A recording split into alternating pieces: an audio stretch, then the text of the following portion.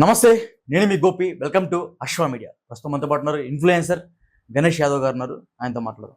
నమస్తే అండి. నమస్తే అన్న. సో చూస్తున్నాము మీ వీడియోలు చాలా బాగా ఉన్నాయి. సో రీసెంట్ టైమ్స్లో ఈ బెట్టింగ్ ప్రమోషన్ యాప్ అనేది చాలా వైరల్ అవుతుంది. సజ్జనార్ అనే ఒక మాజీ ఐపీఎస్ ఆఫీసర్. సో ఆయన అయితే ఈ బెట్టింగ్ యాప్స్ మీద ఉక్కుపాదం మోపుతుంటే మనకు కనపడుతుంది. సో రీసెంట్ టైంలో అన్వేష్ అనే ఒక యూట్యూబరు ఇమ్రాన్ ఖాన్ని విపరీతంగా తిట్టడం జరిగింది. వాళ్ళ పేరెంట్స్ని కూడా తిట్టడం జరిగింది, బాగా దూషించడం జరిగింది. సో దాని మీ అభిప్రాయం ఏంటి? ఒక విషయం అన్న, ఇప్పుడు ఇమ్రాన్ అన్న చేసిండు అని అతని దగ్గర ప్రూఫ్ ఉంటే ఇమ్రాన్ అన్నని తిట్టాలి, కానీ ఫ్యామిలీ దగ్గరికి పోవద్దు అన్న. ఫ్యామిలీ అయితే చెప్పారు కదా, నువ్వు చేయరా ఇవి చేయి అవి అనేది చెప్పారు కదా అన్న. తిట్టొద్దు, ఎప్పుడు ఆయన అయ్యమ్మని తిట్టొద్దు. ఇమ్రాన్ అన్న చేసిండుగా అంటే ఆయన దగ్గర ఏం చేసిండు ఏం కదా ఆయన ప్రూఫ్ ఉండాలి. ఇంకోటి అన్న, బెట్టింగ్ యాప్లు అది మాట్లాడుతుంటే చాలా మంది చేసే వాళ్ళని తిడుతున్నారు. నేనైతే చేయలేదన్న ఒకటి గిట్ట బెట్టింగ్. సుమారు నీకు 1 lakh అబౌవ్ ఉన్నట్టున్నారు ఫాలోవర్స్. నాది 138. సో మీకు ప్రమోషన్స్ ఏమి రాలేదా? నాకు వచ్చినాయి అన్న, నాకు నచ్చితే చేస్తా, నచ్చకుంటే ఏం నేను. ఓకే. ఒకటి బెట్టింగ్ యాప్ ఎంతసేపు ఉన్నా చేసేటోళ్ళని తిడుతున్నావు అన్న, వాళ్ళది ఒక సైడ్ తప్పే, నేను కాదన్న. ఎవరిని బతుకుదేరు వాందన్న, 10 రూపాయలు సంపాదించుకొని. కానీ వాళ్ళు చెప్తురని మనం నమ్ముతున్నాం అంటే మనది గిట్ట తప్పే కదన్న. ఇప్పుడు ఒక మనిషి ఒకటి చెప్తుండు అంటే, ఇప్పుడు చిరంజీవి గారు ఉన్నారు, అవును పలానా ప్రోడక్ట్ కొనండి అని చెప్పాడు, అవును, చాలా మంది ఆయన అభిమానించే వాళ్ళందరూ కూడా కొంటారు వెళ్ళి. సో సేమ్ కూడా యూట్యూబ్ లో కూడా ఇమ్రాన్ ఖాన్ ఒక వ్యక్తి కొంచెం సెలబ్రిటీ హోదా అతను కూడా. సో అతను నమ్మి చాలా మంది ప్రజలు మోసపోతున్నారు ఈ బెట్టింగ్ యాప్స్ లింక్స్ వల్ల. నమ్ముతున్నావు అంటే వదిలే తప్పన్నా, అంటే నమ్మకూడదు అంటారా? నమ్మకూడదు అనట్లే అన్న. నీకు ఏది మంచి ఏది చెడు అనేది తెలియదా అన్న? పబ్లిక్ లో ప్రతి మనిషికి ఉంటది, ప్రమోట్ చేసి అతనికి తెలియదా ఏది మంచి ఏది చెడు? ప్రమోట్ చేస్తే అని తెలుస్తుంది. మరి ఎందుకు ప్రమోట్ చేస్తున్నారు? మరి అవును, పైసా కోసం చేస్తుర్రు అన్న, చెయ్యొద్దు. కానీ చేస్తుండు అంటే ఆ టైంలో తెలిసో తెలియకో చేసిండు అనుకో అన్న, తర్వాత ఆపేసిండు కదా. తర్వాత అయితే ఆపేసిండు. అంటే రీసెంట్ టైమ్స్ ఎక్కడ చేయలేదు అంటారు? నాకు తెలిసి అయితే చేయలేదు అన్న, నేనైతే చూడలేదు. నాకు తెలిసి అయితే చూడండి, 20 కోట్ల రూపాయలు బెట్టింగ్ యాప్స్ మీద సంపాదించారని ఒక ఎలిగేషన్ చేశారు. దానికి ఏమంటారు?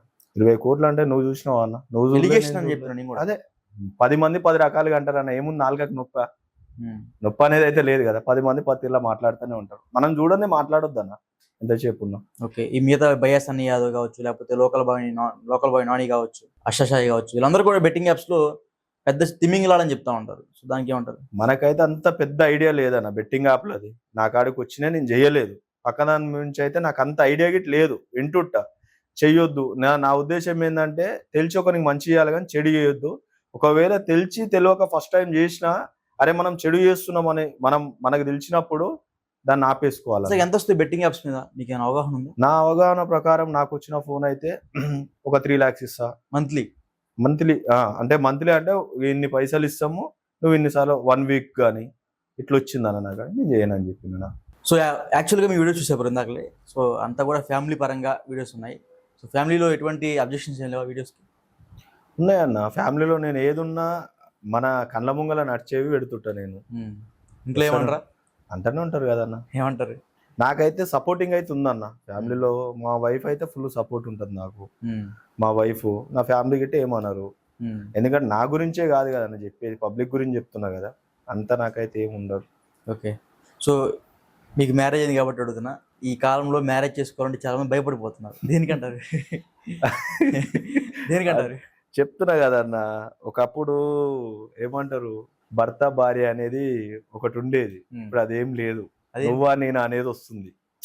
అంటే దానికి అర్థం ఏందని అంటే, భర్త అంటే ఇలా ఉండాలి, భార్య అంటే ఇలానే ఉండాలి అనేది ఉంది. ఇప్పుడు అలా కాదు, నువ్వా నేనా, నువ్వు జాబ్ చేస్తున్నావు నేను జాబ్ చేస్తున్నావు, నీకన్నా నేను ఏమన్నా తక్కువనా, ఈ ఉద్దేశంలో నడుస్తుందన్నా. ఏమన్నా చిన్న ఇష్యూ వచ్చిందంటే రైట్, విడాకులు తీసుకుందాం పోయి, అంతే అంతే, మళ్ళీ కొత్త లైఫ్ స్టార్ట్ చేద్దాం, అంతే ఉందన్న. అదే నడుస్తుంది. అంటే అదే అందుకని చెప్తాను, మ్యారేజ్ చేసుకోవాల్సిన భయపడిపోతున్నారు ఈ కాలంలో. దీనికోసమే అన్న నేను ఏం చెప్తున్నా, ఒకప్పుడు భయాలు ఉండి ఇప్పుడు భయాలు అనేవి ఏం లేవు అన్న అంటున్నా నేను. భయపడే కారణం ఏంటంటే, ఒకప్పుడు భయపడేది, అరే మన ఇజ్జత్ పోతుందేమో, పోతావో నీరా భయ ఏముంది, 2 రోజులు అనుకుంటారు వదిలేస్తారు, అట్లా నడుస్తుంది అన్న ఫ్యామిలీలో అది. ఓకే. ఇంకోటి, మ్యారేజ్ చేసుకోవాలంటే ఎంత వయసులో చేసుకుంటే బాగుంటుంది అంటారు? నాకు తెలిసి అయితే అంతే అన్న, 25 years లోపలనే చేసుకోవాలి. అవతలు చేసుకున్నా వేస్ట్ అన్న, ఎంజాయ్ చేయలేము. బరువు బాధ్యతలు మీద పడతాయి అన్న, నిజం చెప్తున్నా. తట్టుకోలేమన్న బరువు బాధ్యతలకు. ఈ మనకి 20, 21, 25 లోపల ఏంటంటే ఎంతున్నా అంత అనిపించదు. తర్వాతకి 25 నుంచి స్టార్ట్ అయితేనే ఉంటాయి బాధ్యతలు, తట్టుకోలేము. ఈ కాలంలో 30 దాటిన తర్వాత పెళ్లి చేసుకోవట్లే అంటే ఉన్నమాట చెప్పాలంటే అన్న, అమ్మాయిలు తగ్గిరు, అబ్బాయిలు ఎక్కువ అయ్యారు. ఫస్ట్ ఒకటి వస్తే రెండోది అమ్మాయిలు ఏమున్నా కానీ ఇప్పుడు ఎట్లా చూసుకుంటారు అంటే లెవెల్ చూసుకుంటున్నారు. జాబ్ ఉన్నోడే కావాలని, ఆయనకి బట్టున్నా పొట్టున్నా వద్దంటున్నారు. గవర్నమెంట్ జాబ్ అయితే గవర్నమెంట్ జాబ్ అయితే చాలు. ఇట్లా ఈ ఉద్దేశంలో చూస్తున్నా. అట్లా 30-35 అమ్మాయిలు దొరకట్లే కదా నా ఫస్ట్. అవును, యాక్చువల్లీ ఒకప్పట్లో అమ్మాయి కోసం అదే అబ్బాయి కోసం అమ్మాయి లైన్లు కట్టేవాళ్ళు. అవును, ఇప్పుడు అమ్మాయి కోసం అబ్బాయి లైన్లు కడుతున్నారు. అదే అన్న కలికాలం చేంజ్ అయింది. ఒకప్పుడు ఏందన్నా అమ్మాయిలు, ఇప్పుడు అబ్బాయిలు నలుగురు పోయి చూసుకున్నాను, ఇప్పుడు అట్లా కాదు. అమ్మాయిలు ఓకే చేయాలి అబ్బాయిని, అబ్బాయి అమ్మాయిని ఓకే చేసేది కాదు.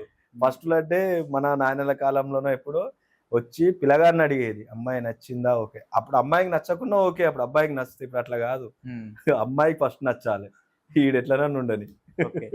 సో ఇంకొకటి, ఇద్దరు job holders, wife and husband. So ఇందాక మీరు ఒక ఇంటర్వ్యూలో చూసాను, ప్రీవియస్ ఇంటర్వ్యూ అనుకుంటా, ఆమె సంపాదించింది ఆమెకి, నేను సంపాదించింది మన ఇద్దరికి. అదేంది అంటే ఇప్పుడు నిజం చెప్పాలంటే కొందరు మైండ్ సెట్ అదే అన్న, ఇంట్లో ఫ్యామిలీలు అది. భార్య అది పైసలు సంపాదించింది అనుకో, నా పైసలు ఆయన పక్కకి ఎట్టుకుంటుంది, ఇళ్ళకెళ్ళి రూపాయి వాడదు భర్తకు. కానీ భర్త సంపాదించింది మాత్రం ఇల్లు మొత్తం వాడాలి. ఇప్పుడు భర్త ఏదైనా క్వశ్చన్ వేసిండు అనుకో, నన్ను ఎందుకు చేసుకున్నావు నువ్వు పెళ్లి, సాధలేవా, చేత కాదా, ఈ మాటలు నడుస్తున్నాయి అన్న. అండర్స్టాండింగ్, ఇద్దరు పైసలు ఒక కాడ వేస్తే సంసారం మస్తుంటది అన్న. ఇప్పుడు అట్లా లేదు, నావి నీది మాత్రం ఇద్దరిది. ఓకే. సో మీ ఇన్స్టాగ్రామ్ ఐడిలో కూడా గణేష్ యాదవ్, ఎందుకు యాదవ్ అని టైటిల్ పెట్టుకుంటారు అందరు? నేను అలా పుట్టినా కాబట్టి పెట్టుకున్నాను ఫస్ట్కి వెళ్ళి. ఇప్పుడు కాదు, నాకు టిక్ టాక్ అప్పటి నుంచి అది పేరు. ఇప్పుడు గణేష్ అంటే గుర్తుపడతారో పట్టారో అన్న, మామూలుగా ఇన్ఫ్లుయెన్సర్లు గిట్ట గణేష్ యాదవ్ అంటే మటే గుర్తుపడతారు. అంటే అది పొగరు కోసం లేకపోతే పబ్లిసిటీ కోసం యాదవ్ అనే పేరు ట్యాగ్ లైన్ చేసుకుంటారు? నాకేం లేదు, నా దాంట్లో వీడియోలు ఉంటాయి, నువ్వు కిందికి వస్తే ఎస్సీ సాంగ్ ఉంటుంది, నా దాంట్లో ఎస్టీ సాంగ్ ఉంటుంది, బీసీ ఉంటుంది, ముదిరాజు ఉంటుంది, వేరే ప్రతి ఒక్కళ్ళు ఉంటుంది. ప్రతి ఒక్కళ్ళు చేస్తా సాంగ్, నాకు అట్లా ఏది ఉండదు క్యాస్ట్ గీస్ట్ అని. కాకపోతే మనం అందులో పుట్టినందుకు, ఇప్పుడు ఈ మాట అడుగుతున్నావు కానీ మనం అందులో పుట్టినందుకు పెట్టుకున్నా, మనం స్కూల్కి పోయినా కాలేజీకి పోయినా జాబ్కి పోయినా మరి ఆడ అడగొద్దు కదా అన్న.